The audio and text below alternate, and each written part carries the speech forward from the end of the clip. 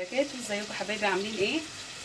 النهارده ان شاء الله هشارك معاكم الوصفه بتاعتي. هنعمل سمك، هنعمل بولتي وهنعمل سمك سردين هنعمله في صينيه. انا عملت الوصفه قبل كده على قناتي، قناه منوعات واكلات سهله وبسيطه. بس النهارده قلت اشارك معاكم الغدا بتاعنا. اول حاجه هنبدا بالتتبيله بتاعتنا. التتبيله دي تحطيها في اي نوع سمك تبقى حلوه قوي، يعني هي دي اللي بتدي طعم بصراحه للسمك. عباره عن فلفل وتوم دقيته، وحطيت كل التوابل اللي عندي اللي هي كزبره وبابريكا وشطه وملح وفلفل اسود وكمون، وكتروا شويه من الكزبره. لو عندك توابل اللي عند العطار اللي هي توابل السمك عادي جيبيها وحطيها، وحطيت شويه خل وشويه ليمون. دي التتبيله الاساسيه عندي في الوصفات بتاعتي النهارده. وطبعا هستعمل زيت في كل حاجه، سواء في الرز او في السمك او في الصينيه هستعمل الزيت.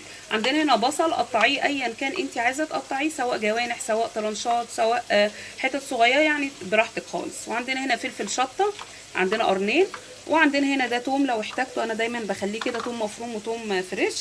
وطبعا التوابل اللي عندنا اللي انا قلت لسه عليها اللي هي البابريكا والشطه والملح والكزبره والفلفل الاسود والكمون. وعندنا هنا طماطم برضو تقطعيها حسب ما انت عايزه. عايزه تقطعيها زي قطعيها، دي للصينيه. عايزه تقطعيها وتفرميها في الخلاط برضو نص فرمه وتحطيها على السمك براحتك خالص. طبعا اول حاجه هنعملها، طبعا هنعمل جنبها سلطه ونعمل توميه، هنعمل شويه حاجات حلوين النهارده. هنمسك السمك بتاعنا ننضفاه كويس طبعا، وتسيبيه في التتبيله دي حوالي ساعه ساعتين براحتك، يعني دي كل اللي وراكي وهو في الايه، في التتبيله. كده تبل السمك اللي عندي. التتبيله دي خطيره وريحتها جميله جدا، يعني بصراحه بتدي نكهه للسمك. تحسي السمك اللي انت بتجيبيه من مطاعم مقلي ما بيبقاش حاطين له التتبيله، فبيبقى طعمه كده يعني حلو، بس مش بيبقى حلو زي اللي انت بتتبليه في البيت. تبل كل السمك اللي عندي كده بالطريقه دي وارجع لكم تاني. بصوا حبايبي كده بقى، احنا تبلنا كل السمك وحطيناه في مصفى عشان يصفي اي ميه فيه، ونسيبه بقى زي ما قلت لكم كده ساعتين. مستعجله برده عادي خالص. هنيجي للسمك اللي هو السردين ده. عايزه اقول لكم بقى ان السمك السردين ده انا كنت قايله لجوزي هات لي سمك سردين عشان اعمله ايه، ملوحه. انا لو دخلتوا على القناه بتاعتي هتلاقوا وصفه حلوه قوي لتخليل البسارية وتخليل السمك السردين، طريقته حلوه جدا. فطبعا هو ايه، جابهولي من عند الراجل خلاه فتح ونضفه، فحصل كده انا شايله منه الراس. فطبعا لما فتحه ما ينفعش، قلت له انا قايله لك هاته عشان اعمله اخلله. قال لي ما انا ما اعرفش، والراجل قال لي انضفه لك، قلت له نضفه. فعادي يعني مش مهم، قلنا نستعمله ونعمله ايه، نعمله صينيه. انا برغي معاكم يعني شويه ايه، نسلي بعض. طبعا التتبيله اللي هي اتبقت من البولتي دي انا برضو بحطها كده اهو في الصينيه، برضو هديله طعم حلو. ده اللي هو الثوم بقى والفلفل والتوابل كلها وخل وملح وليمون اهو كده، يعني اهو كده يعتبر نعمله كده في قلب بعض شويه عشان ياخد من التتبيله كلها. اي سمكيه كده عايزه نحط لها تاني كده كده. الصينيه طبعا هنحط لها كل التوابل، فكده كده ايه، هتشرب من بعضها. نحط كده التوابل كلها اللي عندنا بس، ونسيبه كده شويه، نسيبه حوالي ربع ساعه كده قبل ما نحطه في الصينيه في التتبيله.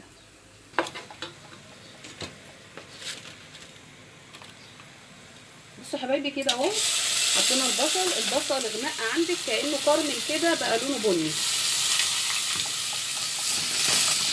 وقلبه كده انت تحسي ان هو زي ما يكون محروق. لا هو مش محروق، هو يخلي ايه، هو رز الصياديه بيبقى عايز البصل كده يبقى غامق عندك. نحط الرز هنا ونقلب نحط باقي الرز. النص كيلو رز بياخد بصلتين كبار عشان يدي لون حلو يعني.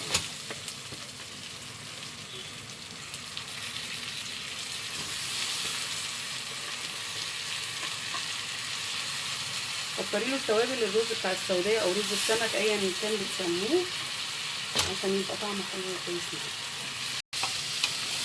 كده اهو بقلب فيه بقى ناخد كل اللون البني.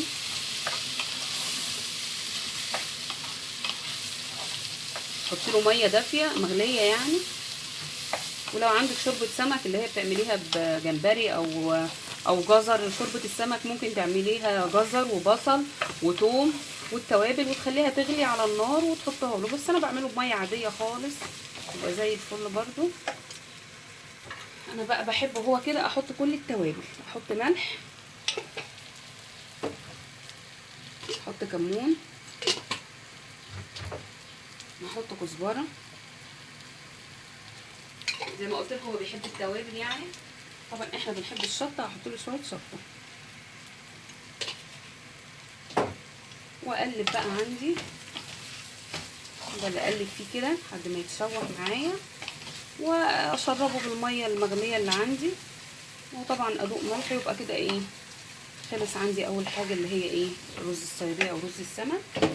نيجي بقى هنا اولع بس البوتاجاز ثواني. ده انتوا زي ما شايفين كده انا حطيت الايه، هعمل هنا الصينيه اللي هي بتاعت السمك السردين. حطيت الكام بصلايه اللي انا حطيتهم دول على فصين توم كده، يعني مش هيتشوحوا قوي يعني، بس يعني ايه، ياخدوا كده الصدمه بتاعت الايه، بتاعت النار.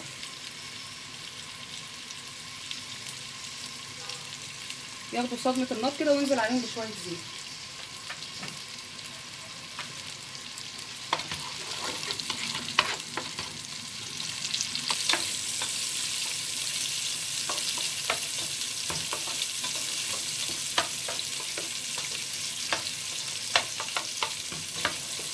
كده اديله اهو تشويحه بسيطه خالص كده،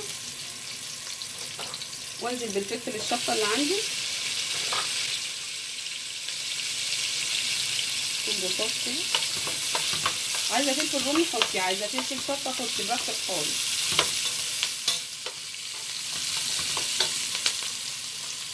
وهنزل برضو بالطماطم كله كده. مش عايزه تنزلي عند النار خالص او تسيبيه على النار عادي خالص عندك، يعني مش مهم. ممكن ان انتي كل حاجه نيه وتجيبي السمك، بس انا بحب الطريقه دي. هخلي الطماطم اللي عندي كده تدبل شويه، تجيبي السمك كله ني في ني وتحطيه في الفرن. انا هحطه في الفرن برضو، بس ايه، هديله كده تقليبه على النار، وبعدين احط السمك عليه كده في قلب بعض، واحط التوابل عليه، وبعدين اجي احطها على الايه، على النار. طبعا التوابل دي اللي هستخدمها عندي حطيت اهو، كتري له التوابل. ده كزبره، احط برضو ايه، معلقه ملح، فلفل اسمر، شطه، احنا ملوك الشطه، وكمون.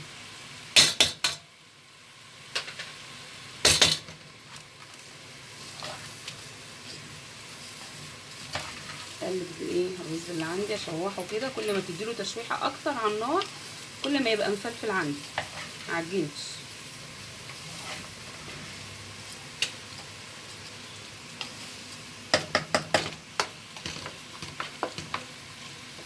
كده متنسونيش يا حبايبي لو وصلتوا لحد الدقيقه دي في الفيديو، في اللايك والاشتراك في القناه عشان اكبر بيكم معاكم ان شاء الله. قناتي منوعات واكلات سهله وبسيطه، فضلا وليس غمضا.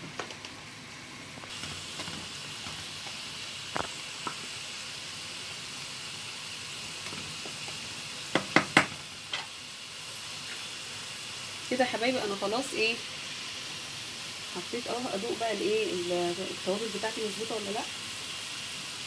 100 100، دي حاجه جميله. واغطيه ثواني بس يا حبايبي. كده بقى الايه، سمك السردين. الله بقى على الريحه يا جماعه، ريحه الطماطم بس بالتتبيله دي بالبصل، حاجه كده جميله. نورت شويه النار،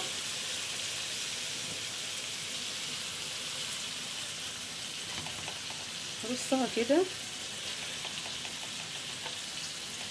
وهقلبها في بعض دلوقتي، وبعدين بقى احطها في الفرن. معلقه صلصه كده، شويه ميه صغيرين خالص، وايه، وسقسق كده الصينيه من فوق، هتديها لون، واحطها في الفرن كده هتستوي احلى.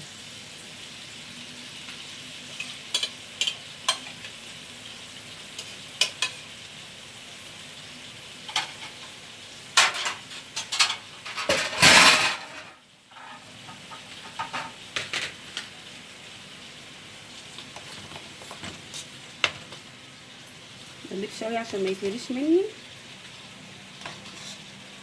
اهو كده. بصوا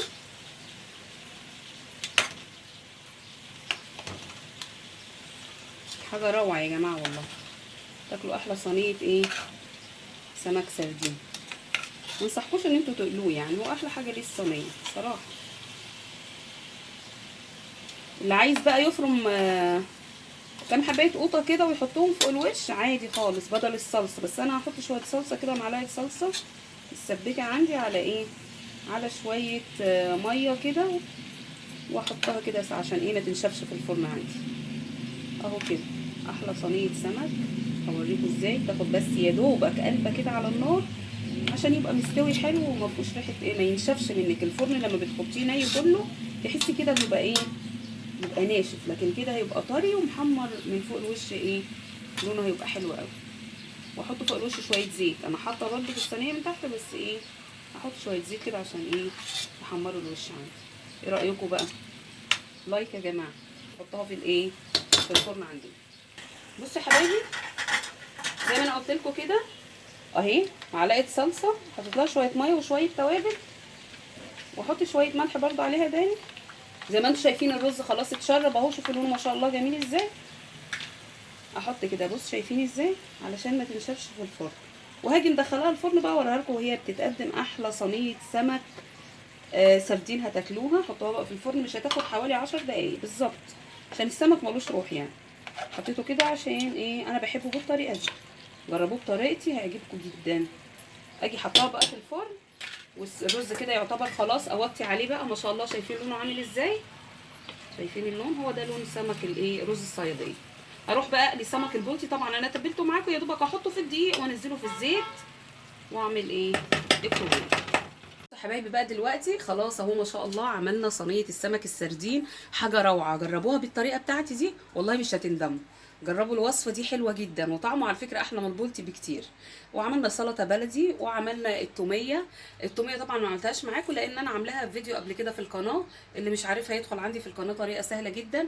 وعملنا البولتي بتتبيلته الجميله اللي ريحته روعه، وتحميره زي ما انتم شايفين كده حاجه جميله جدا وناشف مش طري مني. وعملنا رز السمك الصياديه او رز السمك ايا كان بتسموه، بلونه المكرمل الحلو ده. فضلا منكم وليس امرا. يا ريت اشتراك ودعم ليا في قناتي، وما تنسونيش في اللايك. ويا رب الفيديو يكون خفيف على قلبكم ويكون استفدتوا منه. والسلام عليكم ورحمه الله وبركاته.